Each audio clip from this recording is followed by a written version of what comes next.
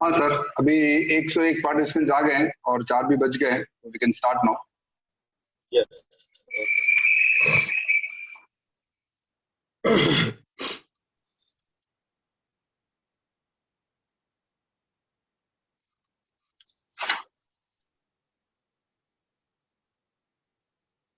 दो अप्रैल है आज, गुरुवार। आज का संवाद प्रारंभ करेंगे। तो सबसे पहले हम जिनकी कृपा से ये सब कुछ हो रहा है उन गुरु को वंदन करेंगे। सभी के हाथ जुड़े हुए, सभी बोलेंगे वंदे गुरुवर 3 बार। वंदे गुरुवर, वंदे गुरुवरम, हे गुरुवरम, वंदे गुरुवरम, वंदे गुरुवरम। वंदे गुरुवरम। आज का प्रारंभ करते हैं। जैसा मैं पिछले जो हमारा संवाद हुए करीब करीब 5 दिन है, 5 दिन हो चुके हैं, आज 6ठा दिन है। एक बात पर मैंने कल भी जोर दिया, पहले भी जोर दिया था कि हमको प्रैक्टिकल ज्यादा करना है। हम लेवल 1 के स्टूडेंट हो चाहे 2 के हो, हमें फोकस करना है प्रैक्टिकल पर। ज्यादा से ज्यादा प्रेक्षा ध्यान का प्रैक्टिकल प्रयोग करना है। जितना जितना प्रैक्टिकल प्रयोग करेंगे उतना हमारे जीवन में परिवर्तन आएगा, आत्मा की अनुभूति बढ़ेगी हमारी। और फिर जितनी जितनी हमारी साक्षात आत्मा की अनुभूति बढ़ेगी उतना उतना थ्योरी भी जल्दी समझ में आएगा। और मैं तो ये कह सकता हूं कि बिना पढ़े भी समझ में आ जाएगा। मतलब बहुत कम पढ़ेंगे, ज्यादा समझ में आएगा। ये मेरा व्यक्तिगत अनुभव है और कई लोगों का मैंने साक्षात देखा है कि जिन लोगों ने ध्यान का अभ्यास किया है उनकी भीतर की प्रज्ञा जागृत हो जाती है। भीतर की प्रज्ञा जागृत होने से मतलब यह है कि वो प्रज्ञा का अर्थ है तत्व का, मतलब जो भीतर जो जिससे बुद्धि होती है, बुद्धि तो विश्लेषण करती है, प्रज्ञा उससे ऊपर होती है, मतलब वो हर तत्व को बहुत जल्दी से समझ लेता है। तो भीतर की प्रज्ञा जागृत ध्यान से होने वाली है। और जब प्रज्ञा जागृत हो जाती है तो हर तत्व बहुत आराम से समझ में आ जाता है। किताब पढ़ने की आवश्यकता ज्यादा नहीं रहती, थोड़ा सा एक लिंक मिला और वो पूरी बात समझ में आ गई। तो हम सब प्रयोग पर जोर दें, प्रयोग ज्यादा करना, पहली बात।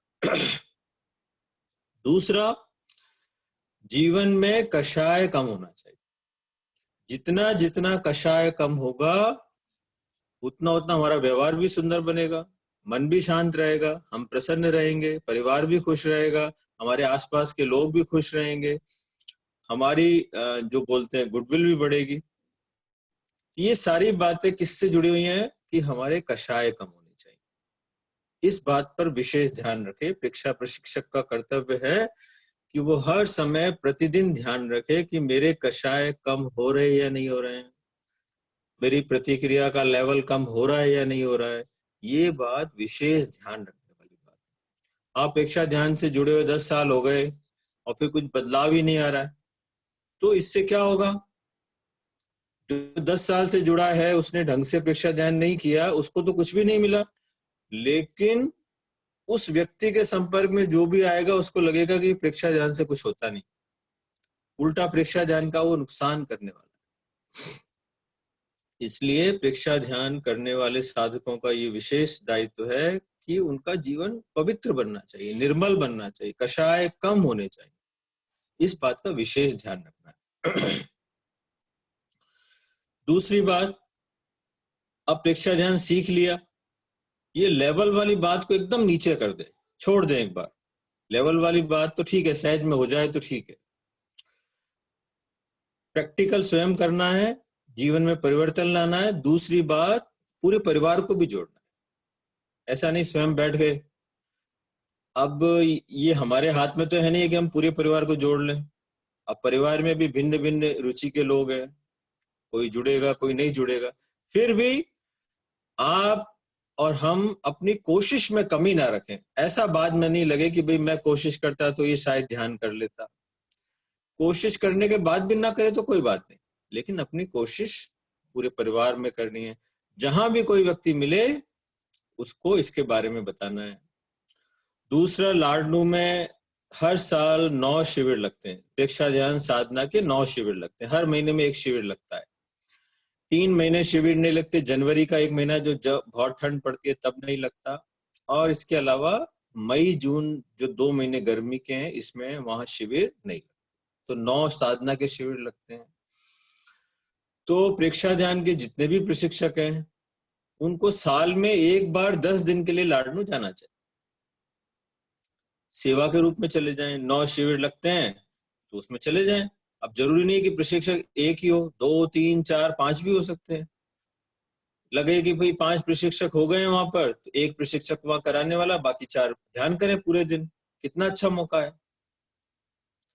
एक मैंने प्रशिक्षक में यही देखा है, कई प्रशिक्षकों में होता है कराने की बहुत रुचि रहती है कि मैं स्टेज पर जाऊं, मैं कराऊं, और ये भी मान के चले कराते समय ध्यान जितना गहरा लगना चाहिए उतना नहीं होता है। इस बात को समझे, कराने का मौका सहज में मिले तो करा दिया, नहीं तो अपना ध्यान करें।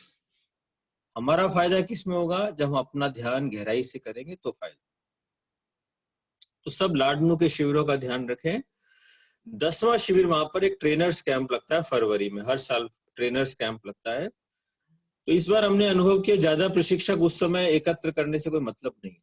एक साथ हो जाते 15-20 प्रशिक्षक यदि हो भी जाएंगे तो फिर उनके लायक उतना काम भी नहीं रहता है।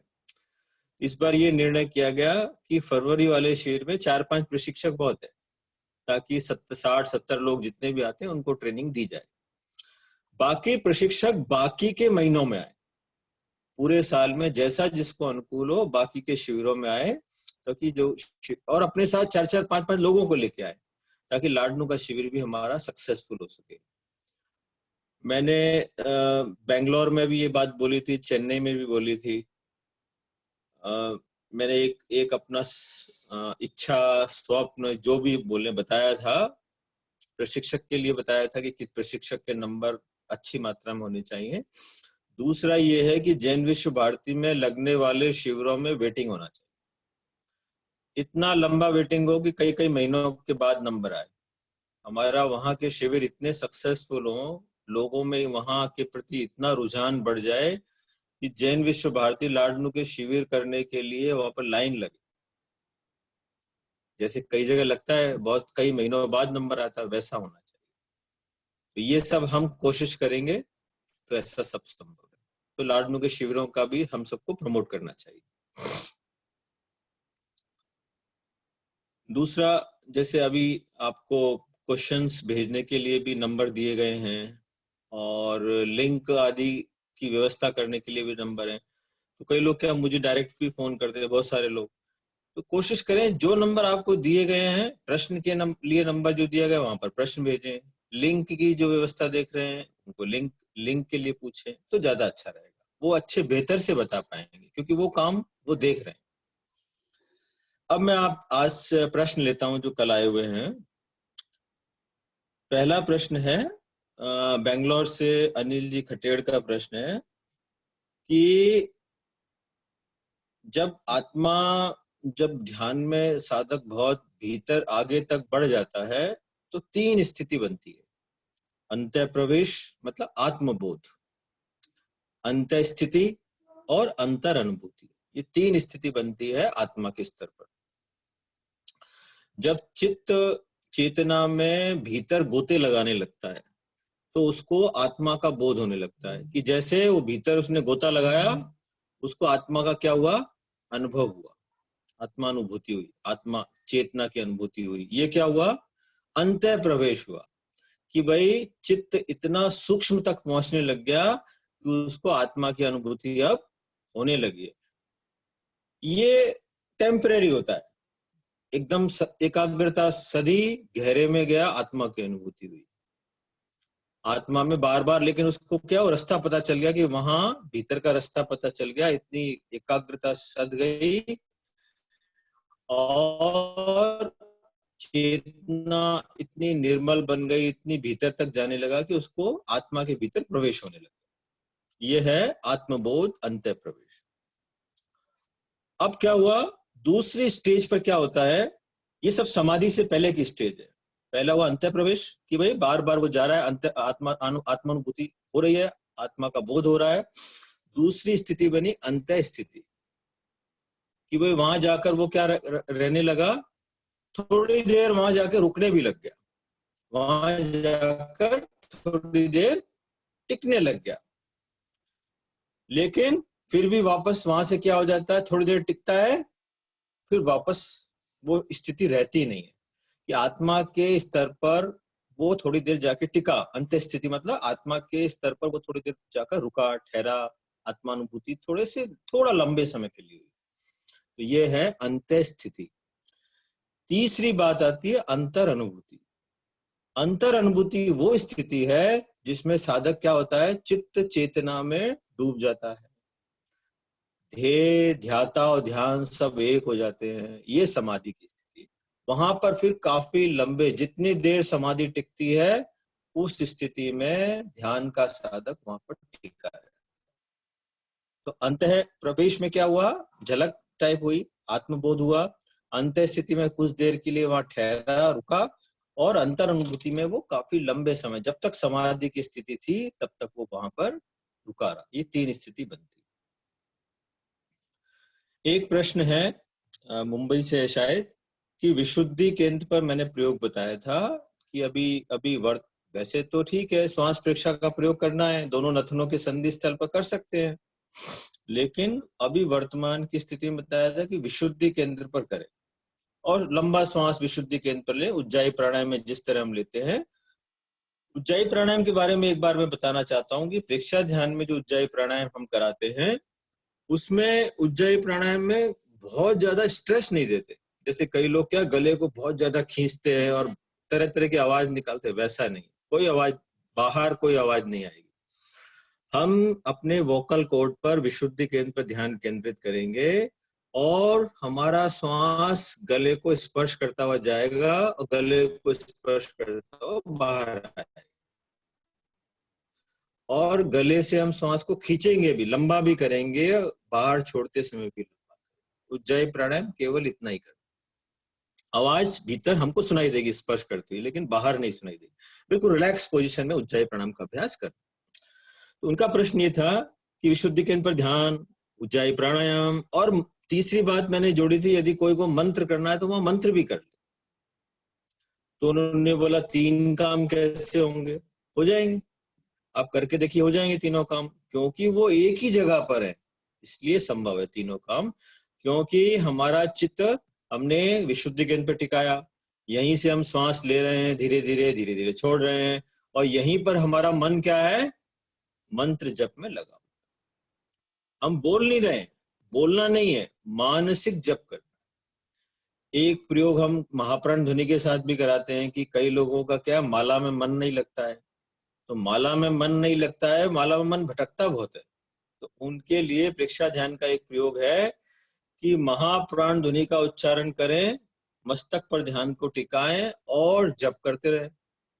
ये भी इतना प्रभावी प्रयोग है कि जिनका माला में मन बहुत ज्यादा भागता था, मन टिकने लग गया। तो हम महाप्राण ध्वनि, सीधे कायोत्सर की मुद्रा में बैठ जाएं, महाप्राण ध्वनि करें, और फिर मानसिक जप भीतर ही भीतर महाप्राण ध्वनि के साथ चलता है। ये भी बहुत अच्छा प्रयोग। तो हम तीनों काम यहाँ पर चूंकि एक ही जगह पे कर सकते हैं। हालांकि ये है कि हमारी एकाग्रता तीनों में बटेगी, एक ही करेंगे तो ज्यादा फोकस होगा। जैसे हमने खाली विशुद्धि केंद्र की अपेक्षा की तो विशुद्धि केंद्र पर फोकस ज्यादा रहेगा क्योंकि एक ही काम कर रहे हैं, लेकिन तीनों काम भी एक ही जगह है, इसलिए तीनों काम संभव है। तीनों में हमारी एकाग्रता बढ़ेगी, चित्त की जागरूकता तीनों में बढ़ जाएगी, लेकिन संभव है, हो सकता है, करके देखेंगे तो पॉसिबल है। एक प्रश्न था मुंबई से कि आनापान से भाव, व्यवहार और संसार कैसे बदलता है। तो इस प्रश्न का उत्तर ये है, आनापान का मतलब है दीर्घ श्वास प्रेक्षा। जब हम दीर्घ श्वास प्रेक्षा का अभ्यास करते हैं, राग द्वेष मुक्त होकर श्वास को देखते हैं, तो क्या होता है, हमारे राग द्वेष मुक्त होकर जब हम श्वास को देखेंगे तो क्या होगा, मन शांत होगा, नेगेटिव इमोशन कम हो जाएंगे। तो नेगेटिव इमोशन कम होंगे, मन शांत होगा, तो क्या होगा, हमारे भाव बदलेंगे, व्यवहार बदलेगा, जब भाव बदल जाएंगे, व्यवहार बदल जाएगा, तो हमारा संसार भी क्या हो जाएगा, हमारे लिए बदल जाएगा। पहले जैसे क्या हुआ, एक बार श्री कृष्ण ने दुर्योधन भी बैठा था और युधिष्ठिर भी बैठा था, तो बोले कि बुरे लोगों की सूची बनाओ और बुरे और अच्छे लोगों की सूची बना के लाओ। तो दुर्योधन ने क्या किया, 100 आदमी की सूची बनाई, उसमें से 100 में से 99 आदमी तो बुरे बुरे ही बुरे। और युधिष्ठिर ने सूची बनाई तो 100 में से 100 अच्छे ही अच्छे। कहने का मतलब कि जिसकी दृष्टि पॉजिटिव है वो हर व्यक्ति में अच्छा ही देख लेता है, और जिसकी दृष्टि हमेशा दोष निकालने में, वो हर आदमी में बुराई देखता है। जो ज्यादा बुराई देखता है, हर आदमी में दोष देखता है, वो हर समय दुखी भी रहता है, क्योंकि उसको क्या लगता है सब संसार खराब है, बुरा है, नेगेटिविटी। तो श्वास परीक्षा से जब हमारा राग द्वेष कम हो जाते हैं, हमारा खुद का भीतर से मन प्रसन्न है, स्वस्थ है, मन शांत है, नेगेटिव इमोशन आ नहीं रहे हैं, हमारा भीतर का व्यक्तित्व तो बदला भी है, बाहर भी हमको सब अच्छा लगता है, क्योंकि भीतर पॉजिटिविटी है। तो ये हम कह सकते हैं आनापान से हमारे भाव, व्यवहार और संसार बदलता है। एक प्रश्न ये आया है, पशु पक्षी इंसान में भेद, पशु पक्षी और इंसान में भेद क्या है? जैन दर्शन की मान्यता के अनुसार 4 गति और 84 लाख जीव योनि। 4 गति हैं, मुख्य 4 गति हैं, और उन 4 गतियों में 84 लाख जीव योनि है। 4 गति कौन सी है? पहला है जो श्रेष्ठ गति मानी गई है खाली पुण्य की दृष्टि से, वो है देवगति। जो बहुत अच्छे कार्य करता है वो कहाँ जाता है? स्वर्ग लोक में जाता है और देव बनता है। वहां पर केवल पुण्य का भोग होता है, उसको बहुत ज्यादा सुख सुविधा है, किसी चीज का सामान्यतः देखे तो कष्ट नहीं है, सब कुछ उपलब्ध है। वहां पुण्य के भोग के लिए जाता है, अच्छे काम किए, पुण्य कमाए और स्वर्ग लोक में गया। फिर दूसरी गति है मनुष्य गति। जिस मनुष्य गति, मनुष्य में जन्म लिया, इसका मतलब उसने भी अच्छे काम किए, तभी मनुष्य गति मिली है। आध्यात्मिक दृष्टि से देखा जाए तो सर्वश्रेष्ठ गति मनुष्य गति है, क्योंकि मनुष्य ही मोक्ष तक जा सकता है, धर्म की साधना कर सकता है। तो मनुष्य गति भी बहुत अच्छी गति है, ये भी बहुत मुश्किल से मिलती है। तीसरी गति है तिर्यंच गति। तिर्यंच गति का मतलब है जितने भी संसार में पशु पक्षी हैं, पेड़ पौधे हैं, ये सब क्या है? पानी है, वायु के जीव हैं, ये सब ये तिर्यंच गति में। भेद इनमें क्या है? भेद इसमें इंद्रियों का भेद है। मनुष्य तो क्या है? विकसित प्राणी है, विवेकशील प्राणी है, और मनुष्य में मन तो होता ही होता है, क्योंकि 5 इंद्रिय का प्राणी, इसलिए मन होता ही होता है। और पशु पक्षी में क्या है? एक इंद्रिय वाले भी हैं, जो तिर्यंच गति में है वो एक इंद्रिय वाले, एक इंद्रिय मतलब खाली स्पर्श इंद्रिय है, 2 इंद्रिय का मतलब स्पर्श इंद्रिय के साथ रसेंद्रिय है, 3 इंद्रिय में फिर घ्राणेन्द्रिय भी है, 4 इंद्रिय वाले में फिर चक्षुरेंद्रिय भी जुड़ जाती है, 5वीं इंद्रिय में फिर श्रोतेंद्रिय, सुनने की क्षमता भी आ जाती है। तो तिर्यंच गति में 1 इंद्रिय वाले, 2 इंद्रिय वाले, 3 इंद्रिय, 4 इंद्रिय, 5 इंद्रिय वाले सारे जीव होते हैं। और मनुष्य जितना विकसित प्राणी है, विवेकशील प्राणी है, उतना कोई भी नहीं। इसलिए मनुष्य और पशु पक्षी में भेद यही है कि जो कुटिलता करते हैं, कम तोल माप करते हैं, आज जो छोटे छोटे पाप करते हैं, वो फिर तिर्यंच गति में। चौथी गति है नरक गति। जो बहुत ज्यादा क्रूर कर्म करते हैं, हिंसा करते हैं, वो कहाँ जाते हैं? नरक गति में जाते हैं। नरक गति में उनको बहुत ज्यादा वेदना सहन। तो ये 4 गति है। तो एक प्रश्न आया है, कलकत्ता से प्रश्न है संजय जी का, कि केवल ज्ञान और तुलसी ध्यान, जो अंतिम पैराग्राफ है ना, उसमें लिखा है अनुप्रेक्षा और लेश्या ध्यान का यो सर, श्वास प्रेक्षा से धरा पर उतर आए स्वर। अनुप्रेक्षा, लेश्या ध्यान, कायोत्सर्ग, श्वास प्रेक्षा से क्या होगा? स्वर्ग उतर आएगा धरा पर, क्योंकि भीतर इतना आनंद है, अंदर इतनी पॉजिटिविटी है, तो बाहर हमको सब जगह क्या लगता है? क्योंकि क्या, जिसके भीतर मन में शांति और आनंद है, उसको सब जगह अच्छा लगता है। हृदय हो अविकार केवल ज्ञान के द्वारा, हृदय हो अविकार तुलसी ध्यान के द्वारा। तो हृदय हो अविकार केवल ज्ञान के द्वारा क्या मतलब है? केवल ज्ञान का मतलब है केवल जानना, केवल देखना। एक केवल ज्ञान तो वो होता है जिसमें पूर्ण रूप से अज्ञान का नष्ट हो गया, वो तो है संपूर्ण केवल ज्ञान। संपूर्ण केवल ज्ञान जो कि सिद्ध, जो जो केवल ज्ञानी होते हैं उनको होता है, जिन्होंने चार घनघाती कर्मों को पूर्ण रूप से नष्ट कर दिया, उनको केवल ज्ञान उपलब्ध हो जाता है। संसार की कोई भी चीज उनसे छिपी हुई नहीं रहती। मतलब वो त्रिकाल ज्ञानी हो जाते हैं, पीछे का, आगे का, वर्तमान का, संसार के कोने कोने का, हर चीज का उनको ज्ञान हो जाता है केवल ज्ञानी को। इतना बड़ा ज्ञान उनको उपलब्ध, साधना से उपलब्ध होता है। लेकिन यहाँ पर आचार्य तुलसी ने जो लिखा है ना, हृदय हो अविकार केवल ज्ञान के द्वारा, यहाँ इसका अर्थ ये है कि प्रेक्षा ध्यान की मैंने मुख्य 3 शर्तों में बताया था। पहली शर्त बताई थी राग द्वेष से मुक्त होकर देख। राग द्वेष से मुक्त होकर देखने में हम क्या करते हैं? केवल जानते हैं, केवल देखते हैं। एक दृष्टि से देखें तो ये भी केवल ज्ञानी है, ये केवल ज्ञानी है ना। केवल जानना, केवल देखना मतलब है केवल ज्ञान। ये अपेक्षा से, अनेकांत की दृष्टि से वो जो है संपूर्ण केवल ज्ञान है। तात्विक दृष्टि से यहाँ है, जितनी देर ध्यान की अवस्था में हम हैं तो हम कैसे हैं? केवल ज्ञान में हैं, केवल जान रहे हैं, केवल देख रहे हैं। तो जब हम केवल जानते हैं, केवल देखते हैं, तो हमारा हृदय अविकार होगा कि नहीं होगा? राग द्वेष मुक्त अवस्था में तो हमारा हृदय निर्मल बनेगा, पवित्र बनेगा। तो हृदय हो अविकार केवल ज्ञान के द्वारा। राग द्वेष मुक्त अवस्था में रहेंगे, केवल ज्ञान में रहेंगे, केवल दृष्टा, ज्ञाता दृष्टा भाव में रहेंगे, तो हृदय क्या हो जाएगा? अविकार हो जाएगा। और हृदय हो अविकार तुलसी ध्यान के द्वारा, वही बात है। जब केवल ज्ञान और ध्यान दोनों अलग अलग भी नहीं, दोनों एक ही बात है कि जब हम ध्यान की अवस्था में केवल जानेंगे, केवल देखेंगे, गहराई से देखेंगे, राग द्वेष से मुक्त होकर देखेंगे, तो हमारा क्या हो जाएगा? हृदय अविकार बनेगा, विकार कम हो जाएंगे। इसके बाद अगला प्रश्न लेते हैं कि अध्यवसाय जैन दर्शन का शब्द है या किसी और दर्शन में भी इसका है? देखिए, जैन दर्शन में ये शब्द आता है, ये तो मुझे मालूम है। बाकी दर्शन मैंने पढ़े नहीं है, इसलिए मैं कुछ भी नहीं कह सकता कि बाकी दर्शन में ये अध्यवसाय शब्द आता है या नहीं आता है।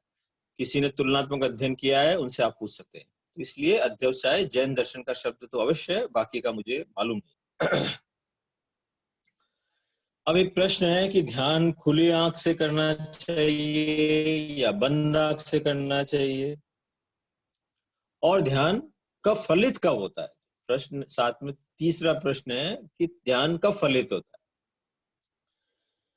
ध्यान खुली आंख से भी कर सकते हैं, जैसा हमारे ध्यान के जो विशिष्ट अंग हैं उसमें है एक ध्यान है अनिमेष प्रेक्षा। उस ध्यान में क्या करते हैं कि हम किसी एक बिंदु पर दृष्टि को टिका देते हैं और उसी बिंदु को देखते रहते हैं, राग द्वेष से मुक्त होकर उस बिंदु को देखते हैं, तो ये अनिमेष प्रेक्षा है। तो ध्यान हम खुली आंख से भी कर सकते हैं, बंद आंख से तो सब कर ही रहे हैं, अभी बंद आंख से तो ज्यादातर लोग करते हैं। और भगवान महावीर तो अध खुली आंखों से करते थे, उनकी आंखें ना तो पूरी बंद होती थी ना पूरी खुली होती थी, अध खुली आंखें होती थी। तो वैसे यदि आइडियली देखें तो आंखें बहुत, जैसे बोलते हैं ना, पूरी बंद नहीं होनी चाहिए, हल्की सी रिलैक्स अवस्था में हल्की सी पलक खुली होनी चाहिए। जैसे आपने देखा कई लोग सोते समय है ना, उनकी पलकें खुली खुली सी रहती हैं, हल्की हल्की सी। ऐसे ही ध्यान की अवस्था में पलक एकदम जैसे जोर से तनाव देकर बंद नहीं करना है, धीरे से बंद करें। तो ध्यान की अवस्था में जैसे रिलैक्स होंगे, हो सकता है थोड़ी थोड़ी पलक खुल भी जाए, तो अध खुली आंखों से भी ध्यान हो सकता है। तीसरा कि भाई ध्यान फलित कब होता है। अब ध्यान फलित तो पूर्ण रूप से समाधि की बात बोले तो समाधि में जाना ये तो अपने आप फलित होता है, जब ध्यान के द्वारा भीतर की पवित्रता सत्ती है या कोई ऐसा पुण्य योग आता है हमारे भीतर, तो भीतर एकदम कुछ विशेष घटित हो जाता है। लेकिन विशेष घटित होने की प्रतीक्षा मतलब वो तो सहज में किसी के हो सकता है, किसी के नहीं भी हो सकता है, लेकिन हमारा प्रयास है कि हम करते रहे। हम रोज अपना जो भी हमारे निर्धारित समय है उसमें ध्यान में बैठते जाए, करते जाए। ये भी रहेगा, कभी ध्यान अच्छा लगेगा, कभी ध्यान नहीं लगेगा, कभी ध्यान में मन लगा, कभी नहीं लगा, ये सब संभव है। लेकिन हमारा फर्ज है कि हम क्या, एक निश्चित समय पर, और निश्चित समय भी ब्रह्म मुहूर्त का समय सर्वश्रेष्ठ है। ध्यान करने के लिए ब्रह्म मुहूर्त का समय सर्वश्रेष्ठ है। लेकिन फिर भी अब यदि कोई लोग बोले कि मैं ब्रह्म मुहूर्त में उठ नहीं पाता हूँ, रात को लेट सोता हूँ, तो इसका मतलब ध्यान नहीं करे, ऐसा नहीं। फिर जब समय मिले जब ध्यान करे, जब उसको लगे एकांत अवस्था है, ध्यान करने का उत्तम समय है, उस समय वो ध्यान। एक ध्यान के बारे में ये भी आता है कि जब सुषुम्ना जागृत हो तब ध्यान करे, तब भी ध्यान अच्छा लगेगा। तो बहुत सारी बातें, और मैं इन सब चीजों को कुछ नहीं मानता। जब भी समय मिले, आपको लगे कि मेरे अब समय अनुकूल है, ना तो सुषुम्ना का वेट करो, ना ब्रह्म मुहूर्त का वेट करो। अब लगा कि मेरे पास 1-1.5 घंटे का समय खाली है और इस समय में एकांत में हूं, कोई डिस्टर्ब करने वाला नहीं है, तो अपना फोन साइलेंट किया और 1 घंटे के लिए ध्यान में चले। अब वो समय कभी भी हो, रात का हो, दोपहर का हो, कभी भी समय हो, तो जब अनुकूल समय मिले तब ध्यान कर लो। अब कोई बहुत ज्यादा अपने आप को पंक्चुअलिटी से, रेगुलर से बना सके तो बहुत अच्छा है, लेकिन सामान्यतः ये मान ले, ब्रह्म मुहूर्त में करे तो बहुत अच्छा है, एक निश्चित समय पर करे तो बहुत ही अच्छा है, या फिर जब समय मिले, जब हमें ध्यान में बैठना, ध्यान को करना जरूर है, जब समय मिले जब कर। अब एक प्रश्न है कि घर पर ध्यान कराएं तो बच्चों को, बड़ों को क्या कराएं? एक प्रश्न है कि घर पर ध्यान करें, कई लोग स्वयं के लिए भी पूछते हैं कि भाई हम ध्यान करें तो क्या करें। अब प्रेक्षा ध्यान के 8 अंग हैं। 8 अंग में जो आपको अच्छा लगे, जिसमें आपकी एकाग्रता शक्ति हो, जिसमें आपका मन लगता हो, वो ध्यान कर लीजिए आप। इसमें कोई फिक्स नहीं है। जैसे मैंने एक अभी कल या परसों फिर आपको बताया था कि कई लोगों को कायोत्सर्ग अच्छा लगता है, आप 2-2 घंटे कायोत्सर्ग भी करिए। किसी को श्वास प्रेक्षा अच्छा लगता है, श्वास प्रेक्षा करिए। किसी को चैतन्य केंद्र प्रेक्षा में मन लगता है तो चैतन्य केंद्र प्रेक्षा करो। तो ऐसा कोई फिक्स नहीं है। देखिए, मैंने एक बात मैं बार बार कहता हूं, ध्यान का मतलब है राग द्वेष मुक्त अवस्था में रहना। आप चाहे आपकी राग द्वेष मुक्त अवस्था कायोत्सर्ग में रहे, चाहे वो श्वास प्रेक्षा से रहे, चाहे चैतन्य केंद्र प्रेक्षा से रहे, जितना जितना आप राग द्वेष मुक्त अवस्था में रहते हैं, उसका माध्यम आप कोई भी बना लीजिए। चाहे तो आप कायोत्सर्ग बनाइए, चाहे आप श्वास प्रेक्षा बनाइए, लेश्या ध्यान, चैतन्य केंद्र, शरीर प्रेक्षा, कुछ भी माध्यम बनाइए, जो जिसमें हमारी एकाग्रता बहुत अच्छी सकती है वो करें। अब कुछ विशेष कारणों से विशेष सिद्धि के लिए अलग प्रयोग बदलने पड़ते हैं, लेकिन प्रारंभ में हम क्या करें, जिस प्रयोग में ज्यादा एकाग्रता सद रही है, ज्यादा राग द्वेष मुक्त अवस्था में हम रह पा रहे हैं, वो प्रयोग हमें प्रारंभ में लंबे समय करना चाहिए। अब जहां तक प्रश्न है बच्चों के लिए, ये आपके सामने बिल्कुल ही नया आदमी आ गया है, तो नए आदमी को आप लेशा ध्यान कराने शुरू में चले जाएंगे तो आप कुछ नहीं, वो क्या भाग जाएगा। क्योंकि क्या, लेशा ध्यान में रंग दिखना बहुत मुश्किल काम है, जल्दी से दिखेंगे नहीं। तो आपको नए बच्चे हैं, बिल्कुल नया व्यक्ति, अनजान व्यक्ति, उसको क्या कराएं, उसको बोलो कि भाई महाप्राण ध्वनि का प्रयोग करो, 15-20 मिनट तक क्या करो, महाप्राण ध्वनि करो। और वो भी कितना, 1 साल तक महाप्राण ध्वनि करो। आप 1 साल तक यदि 20 मिनट महाप्राण ध्वनि किया तो भी बहुत बड़ा परिवर्तन आ जाएगा। मैंने आपको उदाहरण भी दिया था, कल दिया था, कि 20 मिनट महाप्राण ध्वनि करने से कितना बड़ा चेंज आ सकता है। महाप्राण ध्वनि से ऐसे ऐसे पेशेंट आए जिनको माइग्रेन का दर्द था, 20-20 साल से था, 20-20 साल का माइग्रेन का दर्द चला गया। ब्रेन संबंधी कोई भी इश्यू हो, वो महाप्राण ध्वनि से सब सॉल्व हो जाता है। अब देखिए, महाप्राण ध्वनि करते तो श्वास भी अपने आप लंबा हो जाता है। कितना लंबा श्वास हो जाता है कि महाप्राण ध्वनि छोड़ते समय 14 सेकंड लगते हैं और लेते समय 4-5 सेकंड लगते हैं, तो 20 सेकंड का एक श्वास, तो 1 मिनट में 3 ही श्वास ले रहे हैं। श्वास भी लंबा है, एकाग्रता भी है, न्यूरॉन्स भी सक्रिय हो रहे हैं और हमारा मन भी एकाग्र है। कितने कितने सारे लाभ महाप्राण से। तो महाप्राण ध्वनि करें, कायोत्सर्ग करें या श्वास प्रश्वास। प्रारंभ में मैं रिकमेंड करता हूँ ये 3 प्रयोग श्रेष्ठ है। इन 3 प्रयोग का लंबा अभ्यास स्वयं भी करें और अपने आसपास कराएं, बच्चों को कराएं, परिवार में कराएं। इसके बाद प्रश्न है, पिछले जन्म के कर्म अच्छे या बुरे हैं, ये कैसे मालूम पड़ेगा? ये तो सामने दिखता है बिल्कुल, इसको तो अनुभव करने के लिए जरूरत नहीं है। देखिए, एक ही माँ बाप के 5 बच्चे होते हैं, उन 5 बच्चों का शरीर देखोगे, कोई बच्चा सुंदर होगा, कोई बच्चा सुंदर नहीं होगा, कोई बच्चे की लंबाई जितनी होनी चाहिए लंबाई है, कोई बच्चा ठीक ना निकल गया, या कोई बच्चा बहुत ज्यादा लंबा निकल गया। तो सुंदरता की दृष्टि से भेद है। क्यों भेद है? कि उसके जो कर्म है अनुकूल है, जिसके उसको जितना प्रॉपर होना चाहिए उतना प्रॉपर शरीर मिला है, जिसका कर्म में कुछ कमी रह गई उसको शरीर जितना मिलना चाहिए उतना नहीं मिला। एक आदमी पढ़ने में बहुत इंटेलिजेंट है, एक बच्चा, और एक बच्चा बिल्कुल ठप है। ये क्यों है? कि ज्ञानावरणी कर्म है, जिसने ज्ञान पर आवरण डाल रखा है, वो किसी के बहुत ज्यादा है तो उसकी बुद्धि बहुत कमजोर है, उसको कुछ याद नहीं होता, समझ में नहीं आता। तो ये सारे कर्मों का भेद हमारे सामने पूरे संसार में देख रहे हैं। एक बच्चा व्यापार करता है तो बहुत सफल होता है, एक बच्चा व्यापार करता है तो बार बार फेल हो जाता है, तो उसका अंतराय कर्म है। तो इस दृष्टि से हम कह सकते हैं कि कर्मों का हमारे जीवन में बहुत बड़ा रोल है। सामने दिखते हैं अच्छे बुरे कर्म। एक व्यक्ति है, उसके जीवन में तकलीफ ही तकलीफ आती है बहुत, क्योंकि पाप कर्म का उदय है। एक आदमी ऐसा पुण्य निधान है कि वो जो सोचता है, जो करता है, उसमें सब में सफल हो जाता है। तो ये कह सकते हैं कि हमारे जीवन में पुण्य पाप का बहुत बड़ा योगदान है।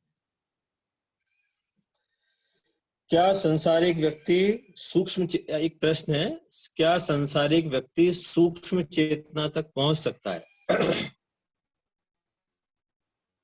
पहुंच सकता है, लेकिन कठिन है। कि संसारिक व्यक्ति के इतना जंजाल होता है, परिवार का इतना जंजाल, बच्चों का जंजाल, बिजनेस का जंजाल, इतने जंजाल के बीच में वो ध्यान कर ले, अपने आप को बैलेंस रख ले, ये बहुत है। अब कोई पिछले जन्म का सिद्ध योगी है जिसने बहुत ऊंचे लेवल की साधना कर ली है और कोई कर्मों के कारण गृहस्थी में आया है, वैसा व्यक्ति सूक्ष्म चेतना तक पहुंच जाए, संभव है। लेकिन मुझे ऐसा लगता है कि सामान्य गृहस्थ व्यक्ति अति सूक्ष्म और सूक्ष्म चेतना तक पहुंचना उसके लिए थोड़ा कठिन, क्योंकि उसके सामने बहुत सारे दिन भर इन जंजाल में उलझा रहता है। तो इस दृष्टि से कठिन है।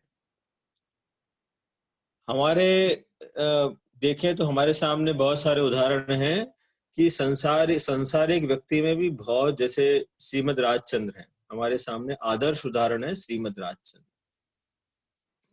तो श्रीमद राजचंद्र बहुत उच्च अवस्था तक पहुंचे ध्यान में। गुजरात के साधक थे जिनके प्रभाव से महात्मा गांधी का भी जीवन पूरा बदला था। तो वो भी क्या है, एक दृष्टि से मुझे शायद याद नहीं आ रहा कि उनकी शादी हुई थी या नहीं हुई थी, एनीवे, लेकिन शादी हुई थी तो भी वो एक तरीके से साधु जैसे ही थे, पूरा समय उनका साधना में बीतता था। तो ऐसे विशिष्ट साधक हैं, वो सूक्ष्म और अति सूक्ष्म चेतना तक पहुंच पाते हैं। लेकिन सामान्यतः हम ये समझें कि एक गृहस्थ व्यक्ति के लिए बहुत अपने आप को संतुलित रख पाए, मन शांत रहे, भीतर का आनंद जागृत रहे, इतना होना भी बहुत अच्छा है। फिर ठीक है, इससे आगे पहुंचे तो बहुत अच्छा है। इसका यही है कि जो जितना प्रयास करेगा, जितना अभ्यास करेगा, उतना पहुंचेगा, पहली बात।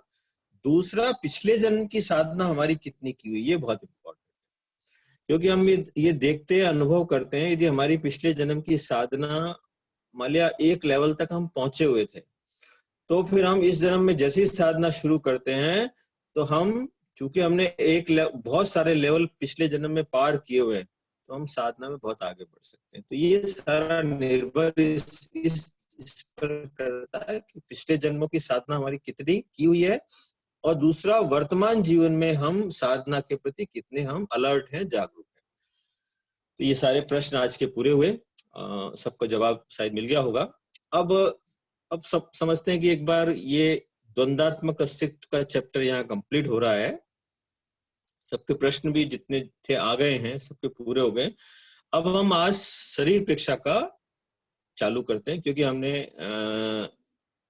कायोत्सर्ग के बारे में, अंतर यात्रा और श्वास प्रेक्षा, इन तीनों के बारे में, क्योंकि ये लेवल 1 के तीनों सब्जेक्ट हैं, तो तीनों के बारे में सूक्ष्म चर्चा हम कर चुके हैं। तो अब हम आज शुरू करेंगे शरीर प्रेक्षा।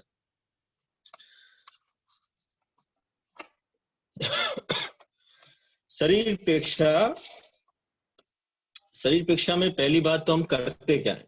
शरीर प्रेक्षा का जो हम अभ्यास करते हैं, प्रेक्षा ध्यान का एक बहुत विशिष्ट, कहते हैं विशिष्ट अच्छा प्रयोग है शरीर प्रेक्षा।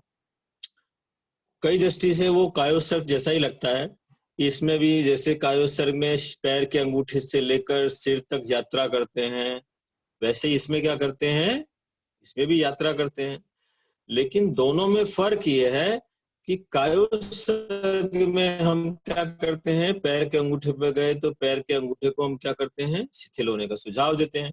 लेकिन यहाँ पर क्या करते हैं, शिथिल होने का सुझाव नहीं देते। वहां क्या करते हैं, पैर के अंगूठे को केवल ज्ञाता दृष्टा भाव से क्या करते हैं, देखते हैं।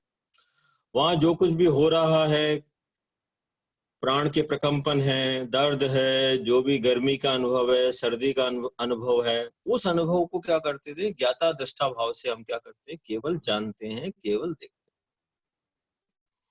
तो पूरे इसका विपश्यना में 2 प्रयोग विपश्यना के और प्रेक्षा ध्यान के प्रयोग समान। पहला श्वास प्रेक्षा का, दीर्घ श्वास प्रेक्षा का प्रयोग, जो प्रेक्षा ध्यान का दीर्घ श्वास का प्रेक्षा का प्रयोग है, विपश्यना में उस प्रयोग को आनापान बोलते हैं। एक अंतर दोनों में है, आनापान और दीर्घ श्वास प्रेक्षा में। आनापान में, विपश्यना में सहज श्वास पर जोर दिया गया कि श्वास को आपको लंबा नहीं करना है, जो श्वास आ रहा है, सहज श्वास आ रहा है, उसी को देखना। आपको श्वास को कोई लंबा करने का, धीरे धीरे लेने का, लयबद्ध करने का कोई प्रयास नहीं करना है, जो आ रहा है उसको देखो। लेकिन दीर्घ श्वास प्रेक्षा में प्रारंभ में आपको बताया जाता है कि आप श्वास कैसा लें, धीरे धीरे लंबा श्वास लें, लयबद्ध लें। और जब हम गहरे दीर्घ श्वास प्रेक्षा की गहरी स्थिति में चले जाते हैं तो वो प्रयास भी छोड़ना होता है। बस केवल श्वास इतना सूक्ष्म हो जाता है कि कई बार तो पता भी नहीं चलता कि श्वास आ रहा है या नहीं आ रहा है। बस जैसे आया और यूं गया, बस एक बिंदु की तरह टिक जाता है एक जगह, बस खाली एकदम इतना सूक्ष्म है कि श्वास का अनुभव करीब करीब नाक के बराबर होता है। लेकिन ध्यान की गहरी स्थिति में जाने पर होता है। तो पहला प्रयोग आनापान और दीर्घ श्वास प्रेक्षा समान है, केवल एक अंतर थोड़ा सा है, सहज श्वास और थोड़ा प्रयत्न जनित श्वास। दूसरा प्रयोग है विपश्यना का काय विपश्यना, पूरे शरीर को देखना। और प्रेक्षा ध्यान का प्रयोग है शरीर प्रेक्षा, कि पूरे शरीर को देखते जाए। अब शरीर इतना इंपॉर्टेंट क्यों है, अब शरीर प्रेक्षा क्यों कर रहे हैं, इसका थोड़ा हम आध्यात्मिक दृष्टि से चिंतन आज करेंगे कि शरीर प्रेक्षा के प्रयोग के पीछे क्या आध्यात्मिक दृष्टिकोण। हम सब ये जानते हैं कि हमारी आत्मा का निवास कहाँ पर है। हमारी आत्मा कहाँ है,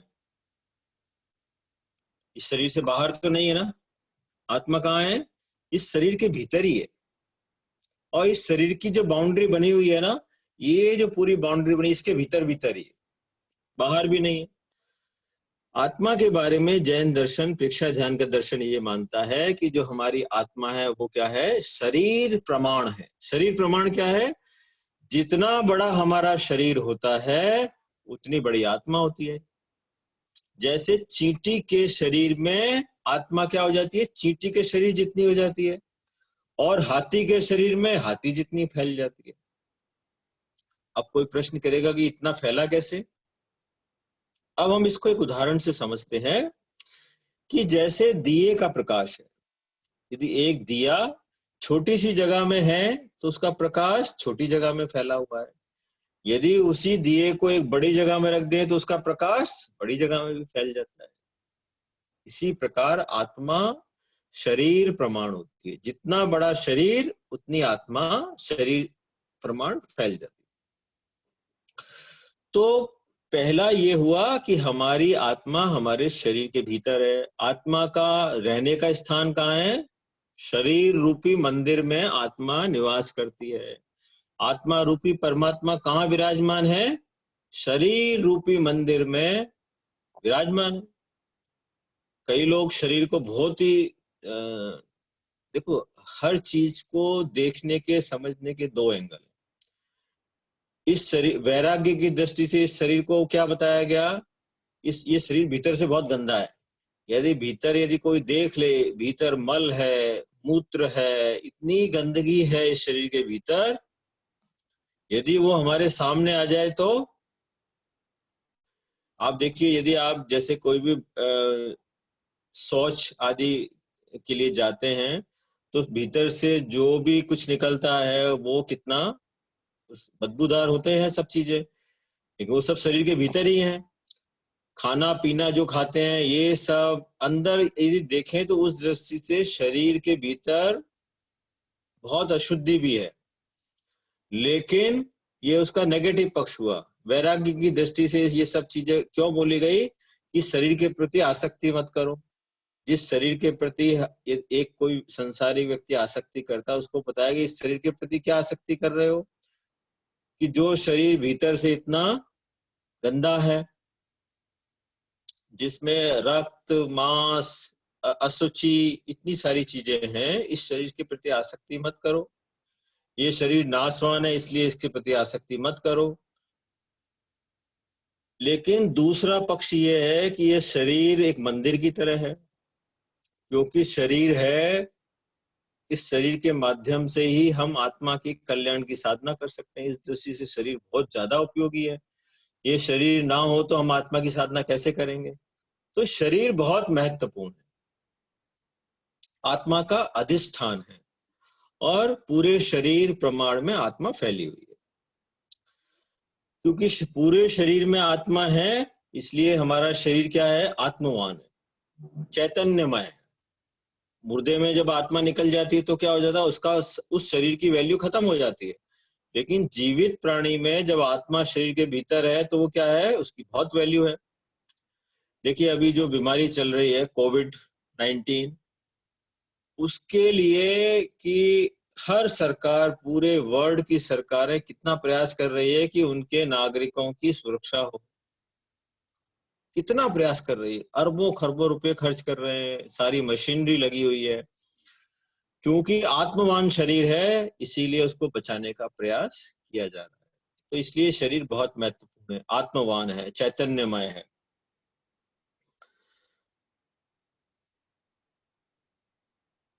अब भीतर से जो हमारे भीतर की जो भी अभिव्यक्ति होती है वो भी शरीर के माध्यम से ही होती है। जैसे मैंने बताया था, अध्यवसाय क्या बनेंगे? लेशा बनेगी, भाव बनेंगे, फिर वो शरीर, वाणी और मन के माध्यम से। तो भीतर से अच्छा या बुरा जो कुछ भी प्रकट होना वो किसके माध्यम से प्रकट होगा? शरीर के माध्यम से प्रकट होगा। और बाहर से जो कुछ भी ग्रहण करना है वो भी शरीर के द्वारा होगा। दूसरा मैंने बताया कि साधना भी किसके द्वारा होगी? शरीर माध्यम खलु धर्म साधना। तो ये जितनी भी हमको मोक्ष की साधना करनी है उसमें भी हमारा ये शरीर सहयोगी। इस दृष्टि से शरीर बहुत ही साधना की दृष्टि से महत्वपूर्ण है। और हमारा पूरा शरीर चैतन्यमय है। आचार्य महाप्रज्ञ जी ये की पुस्तकों में आया कि यदि किसी से पूछा जाए कि हमारे शरीर में चेतना का निवास कहाँ है, स्थूल रूप से यदि बोला जाए तो ये कह सकते हैं कि चैतन्य जो हमारा नाड़ी तंत्र है, नर्वस सिस्टम है, वहां पर हमारी चेतना का निवास है। ये और नाड़ी तंत्र पूरे शरीर में फैला हुआ है। नाड़ी तंत्र का मुख्य स्थान है हमारा ब्रेन और स्पाइनल कॉर्ड, और जो नाड़ी तंत्र के पेरिफेरल्स हैं, सेंसरी नर्व्स और मोटर नर्व्स, वो सेंसरी नर्व्स और मोटर नर्व्स हमारे पूरे शरीर में फैले हुए हैं। शरीर का कोई भी ऐसा हिस्सा नहीं है जहां पर सेंसरी नर्व्स और मोटर नर्व्स ना हो। सेंसरी नर्व्स वो हैं जिससे हम क्या करते हैं, ज्ञान करते हैं, अनुभूति करते हैं। जैसे कोई कांटा लगा, वो अनुभूति किसने की, सेंसरी नर्व्स ने की। और ब्रेन तक सूचना गई, ब्रेन ने सूचना दी इस कांटे को निकालो, तो मोटर नर्व्स ने क्या किया, उस कांटे को निकालने के लिए हाथ आगे बढ़ाया। तो पूरे शरीर में नर्वस सिस्टम फैला हुआ है और उस नर्वस सिस्टम के माध्यम से हमारी आत्मा शरीर में प्रकट हो रही है। तो हमारा शरीर का कण कण क्या है, चैतन्यमय है। और आयुर्वेद में, एक्यूप्रेशर में कोई बोलता है 350 केंद्र हैं, आयुर्वेद में 100 से ऊपर केंद्र बोले गए हैं। और जो हमारा योग शास्त्र है उसमें कोई 7 केंद्र बोलता है, कोई 13 केंद्र बोलता है, प्रेक्षा ध्यान 13 केंद्र बोलता है। तो हमारा पूरा शरीर चैतन्यमय है और हमारे शरीर के कई ऐसे बड़े बड़े जंक्शन है जहां पर चेतना सघन रूप से काम कर रही है। जहां चेतना सघन रूप से काम कर रही वो हमारे चैतन्य केंद्र है। तो हमारे शरीर में बड़े बड़े जंक्शन, जैसे कहते हैं इंडिया जैसे शहर, इंडिया देश है, इस देश में दिल्ली, कोलकाता, मुंबई, बैंगलोर, चेन्नई, मतलब बड़े बड़े शहर है ना, ये बड़े बड़े जंक्शन है। इसी तरीके से हमारे शरीर में क्या है, आनंद केंद्र, विशुद्धि केंद्र, दर्शन केंद्र, ये क्या है, चेतना के विशिष्ट सेंटर है। वो भी कहां पर है, शरीर में ही है। तो ये मैं आपको ये बता रहा हूँ, इसके माध्यम से बताना चाहता हूँ कि शरीर हमारा कितना इंपॉर्टेंट है। आत्मा हमारे सामने नहीं है, लेकिन ये सब कुछ अभिव्यक्त कहाँ हो रहा है, इस शरीर के माध्यम से ही अभिव्यक्त हो रहा है। तो हमारी जितना की चेतना की शक्ति अभिव्यक्त होती है वो भी शरीर के माध्यम से ही प्रकट होती है। जैसे यदि मेरा दर्शन केंद्र एक्टिव हो गया तो कहाँ हुआ एक्टिव, चेतना की शक्ति दर्शन केंद्र के माध्यम से यदि प्रकट हुई तो कहाँ हुई, दर्शन केंद्र शरीर में प्रकट हुई। स्थूल शरीर में शक्ति, संवेदन और ज्ञान की चेतना का प्रभाव है।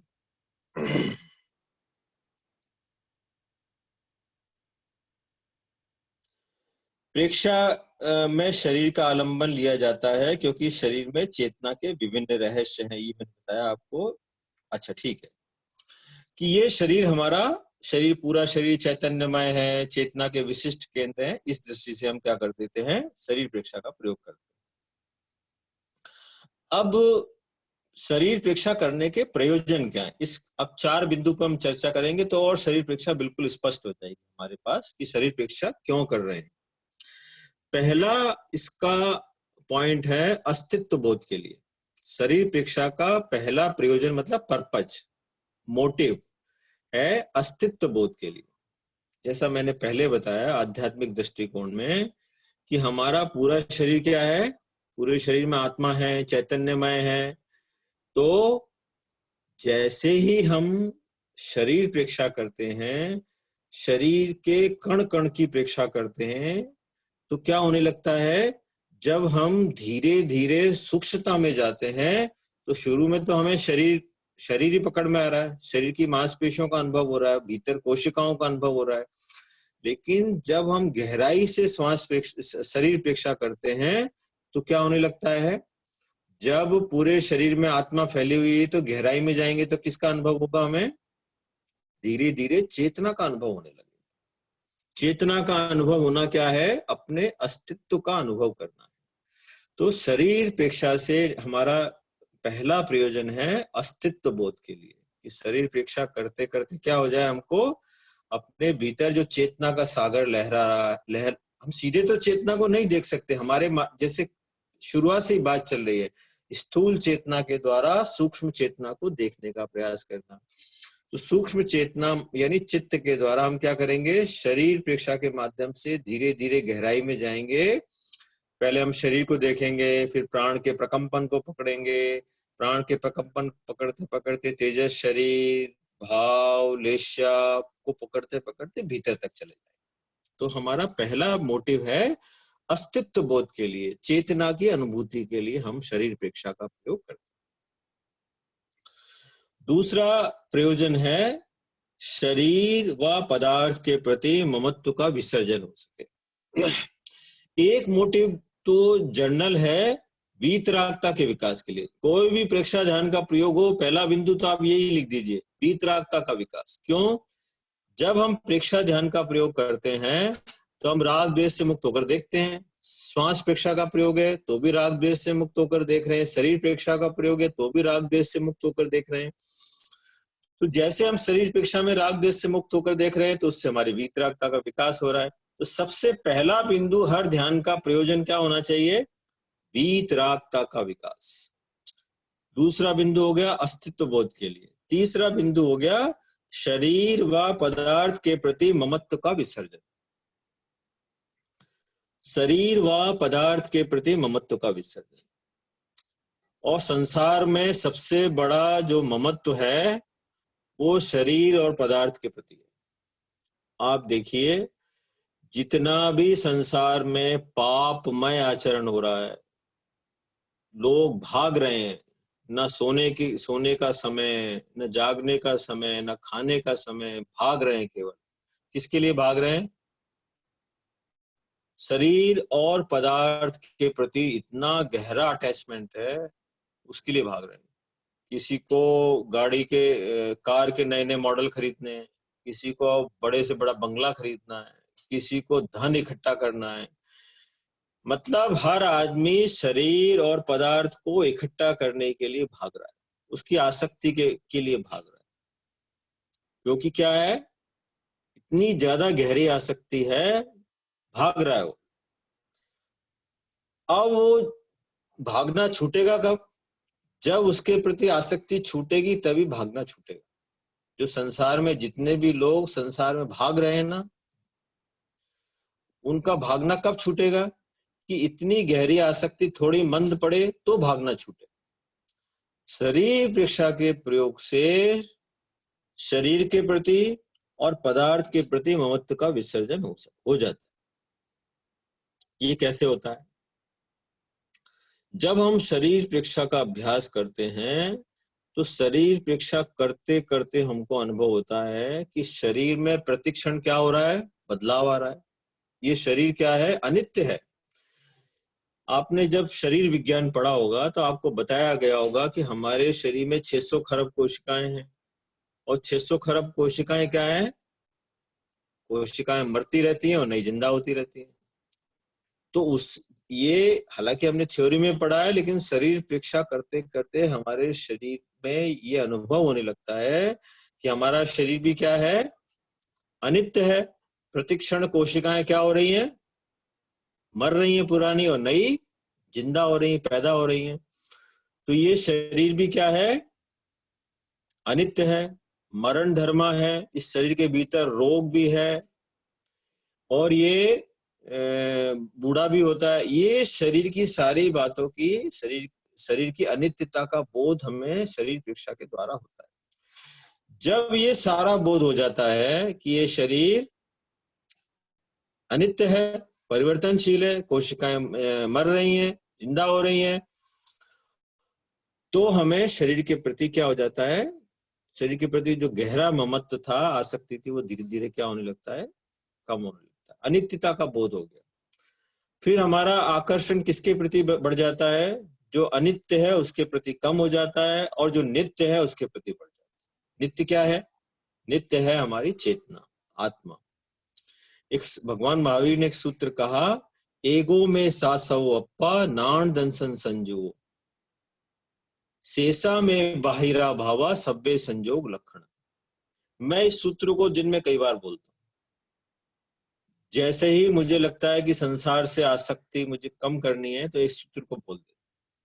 उस सूत्र को बोलते ही संसार से आसक्ति कम हो जाती है। इस सूत्र का अर्थ यह है, एगो में सासवोपा, जो मेरी एक आत्मा है, ज्ञान दर्शन से युक्त है, वह क्या है? शाश्वत है। एगो में सासवोपा नाण दंसन संजो, जो ज्ञान दर्शन युक्त मेरी आत्मा है वो क्या है? शाश्वत है। शेषा में बाहिरा भावा सब्बे संजोग लक्षणा, और जितने भी बाहर के भाव है जो दृश्यमान है वो सब क्या है? मात्र संयोग है। मेरे माता पिता हैं वो मात्र संयोग है, पति पत्नी है वो मात्र संयोग है, बच्चे हैं मात्र संयोग है, जो धन दौलत है वो मात्र संयोग है, और जो वैभव है वो मात्र संयोग है। तो इसमें उसको अनित्य समझकर व्यवहार करेंगे तो क्या होगा, उसमें उलझेंगे नहीं, आसक्त नहीं बनेंगे। तो ये सूत्र सबको याद रखना चाहिए, प्रेक्षा ध्यान का ये सूत्र कि एगो में सा सवप्पा नांद संजो शेषा में बाहिरा भावा सभ्य संजोग लक्षण।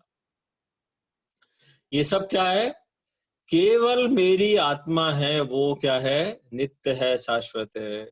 बाकी सब कुछ क्या है, अनित्य है। ये शरीर, जितने भी संयोग, रिश्ते, जितने पदार्थ सब जुड़े हुए हैं, सब अनित्य है।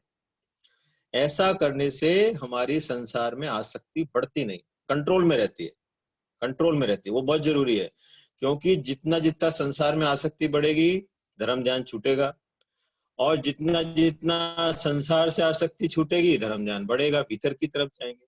तो शरीर प्रेक्षा का तीसरा है शरीर व पदार्थ के प्रति ममत्व का विसर्जन। तो हमारा जब हम शरीर की सारा समझ लेते हैं कि ये शरीर क्या है, मरण धर्मा है, अनित्य है, तो हम शरीर के प्रति हमारा ममत्व का विसर्जन। चौथा बिंदु है वर्तमान कालिक प्रिय अप्रिय संवेदन के प्रति तटस्थ रह सके। हमें सबसे ज्यादा परेशान क्या करता है, हमको जो कोई भी प्रिय अप्रिय संवेदन होता है उसमें क्या हो जाता है, हम उसमें उलझ जाते हैं। हम हर चीज को प्रियता से देखते हैं या अप्रियता से देखते हैं, दृष्टा भाव से नहीं देखते। दृष्टा भाव का मतलब है केवल जान लिया, केवल देख लिया।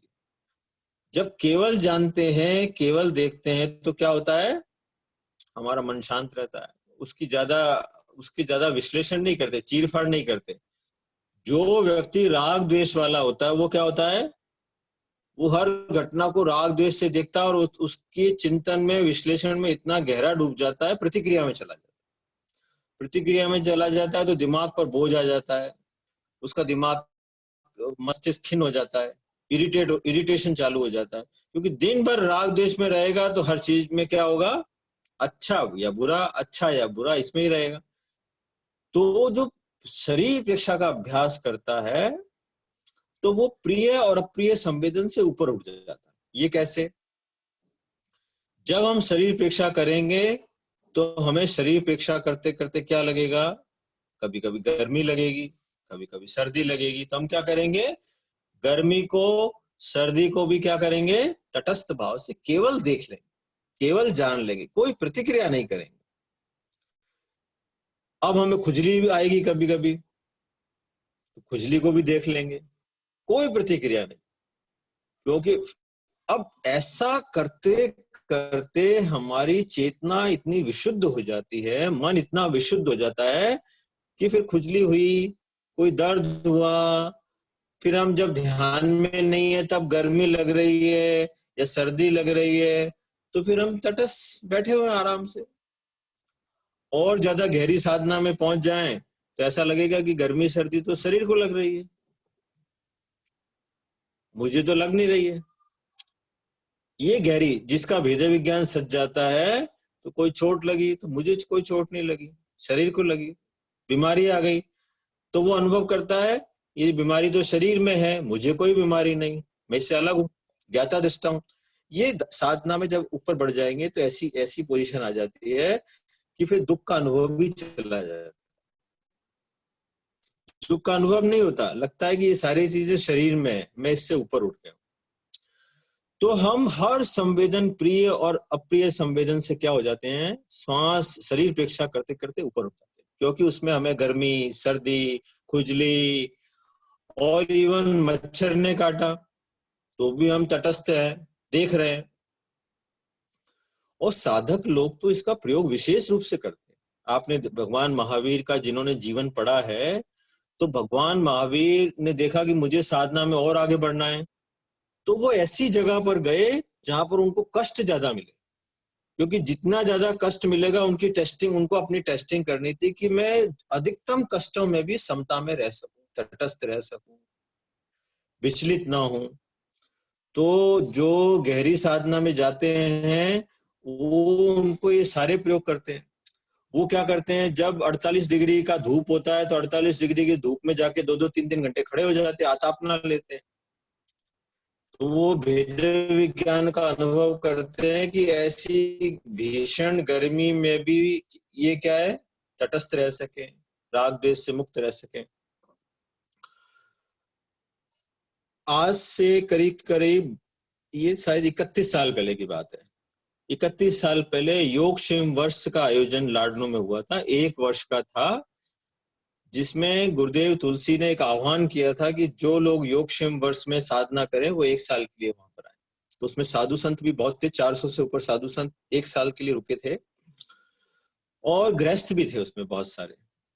और मेरा सौभाग्य है कि गुरुदेव की कृपा से मुझे भी करीब करीब 10 महीने वहां पर रुकने का मौका मिला, 10-11 महीने करीब करीब रुकने का मौका मिला। हमने भी बहुत वहां पर साधना का आनंद लिया गुरुदेव की कृपा से। तो वहां पर जब साधना में करते थे तो धर्मेश मुनि हमारे संरक्षक के रूप में नीडम में रहते थे, वो हमको प्रेरणा देते थे, तो हम भी वहां पे बहुत प्रयोग करते थे। मच्छर की बात चली तो एक बार मुझे ऐसा लगा कि भी मच्छर में भी हम कितने स्थिर रह सकते हैं, तो मैंने अपने ऊपर के सारे वस्त्र उतारे, और मच्छर बहुत थे नीडम में, मच्छर इतने थे, भरमार थी मच्छरों, तो हो सकता है 40-50 मच्छर पूरे शरीर पर बैठ गए। अब मुझे लगा कि मुझे 1 घंटे तक स्थिर रहना। तो ऐसे प्रयोग करने से क्या हुआ कि हमारी तटस्थता बढ़ी, कि भी 50 मच्छर पूरे शरीर पर बैठे हुए हैं, ऐसी अवस्था में भी हम कितना ज्यादा शांत रह सकते हैं, अविचल रह सकते हैं, तटस्थ रह सकते हैं। तो यदि हम ध्यान के 1 घंटा में इस स्थिति में अविचल रह सकते हैं, तो निश्चित रूप से मानिए कि हमारे व्यवहार में, हमारे स्वभाव में क्या होगा, हर परिस्थिति को, प्रिय और अप्रिय संवेदन को सहने की क्षमता बढ़ जाएगी। मैंने तो अपना जो प्रयोग बताया वो समझ लो एक जैसे हो ना, चींटी जितना है। आचार्य महाप्रज्ञ जी ने 6-6 महीने एकांत साधना की, 6-6 महीने एकांत साधना में घंटों घंटों उन्होंने साधना की। छत पर आतापना का भी प्रयोग किया, विशिष्ट प्रयोग किए। प्रारंभ में वो बोलते हैं, उनकी जीवनी में आता है कि जब वो पंचमी मतलब सुबह निवृत्त हो, शरीर की क्रियाओं के निवृत्त होने के लिए जब जंगल जाते थे, तो जंगल में वो खड़े हो जाते थे पेड़ के नीचे, और 1-1 घंटा ओम की ध्वनि का उच्चारण, महाप्राण ध्वनि का उच्चारण करते थे। आसपास ग्वाले इकट्ठे हो जाते थे। तो उन्होंने अपनी जीवनी में लिखा है कि मेरी पहली प्रज्ञा का जागरण वहां से हुआ, कि जब मैंने घंटों घंटों ओम की ध्वनि का, महाप्राण ध्वनि का उच्चारण किया, तो वहां से मेरी प्रज्ञा का जागरण। तो जो कोई विशिष्ट रूप से साधना करता है तो साधना का फल उसको जरूर मिलता है। तो आचार्य महाप्रज्ञ जी के प्रति हम कृतज्ञ हैं कि इन्होंने लंबी लंबी साधना के बाद में, आचार्य तुलसी के प्रति भी कृतज्ञ हैं, उनकी प्रेरणा रही और आचार्य महाप्रज्ञ जी ने अपने आप पर ये साधना के सारे प्रयोग किए। ये उनकी कृपा का फल है कि हमें प्रेक्षा ध्यान जैसी अनुपम विद्या हमारे सामने है। तो मैं आज समय हो गया है, मुझे समय मैंने देखा नहीं, बात करते करते समय 5:03 हो गए हैं। तो आज की कक्षा संपन्न करते हैं और फिर हम कल आगे फिर वापस इसी को कंटिन्यू करेंगे। तो आज जो हमने चर्चा की ये सब गुरुदेव की कृपा से संभव हुआ, ये सारा ज्ञान उन्हीं की कृपा से है, उन्हीं का दिया हुआ है। तो हम सब, मैं कृतज्ञोस्मि बोलूंगा, आप सब बोलेंगे मैं गुरुदेव के प्रति, हम सब गुरुदेव के प्रति आभारी। कृतज्ञोस्मि हम सब गुरुदेव के कृतज्ञोस्मि हम सब गुरुदेव के आभारी। कृतज्ञोस्मि हम सब गुरुदेव के आभारी।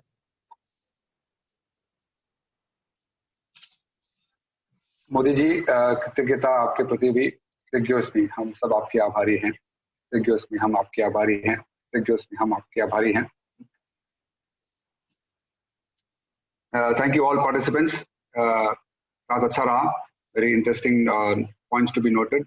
एंड हम अभी क्वेश्चंस के लिए वेट करेंगे। एंड कुछ और हैंड्स रेस हो रहे हैं, तो I think I will take this questions later, तो वो आ जाएंगे। तो धन्यवाद आप सबका, आप लोगों का साथ रहा। सी यू ऑल टुमारो। जय जिनेंद्र।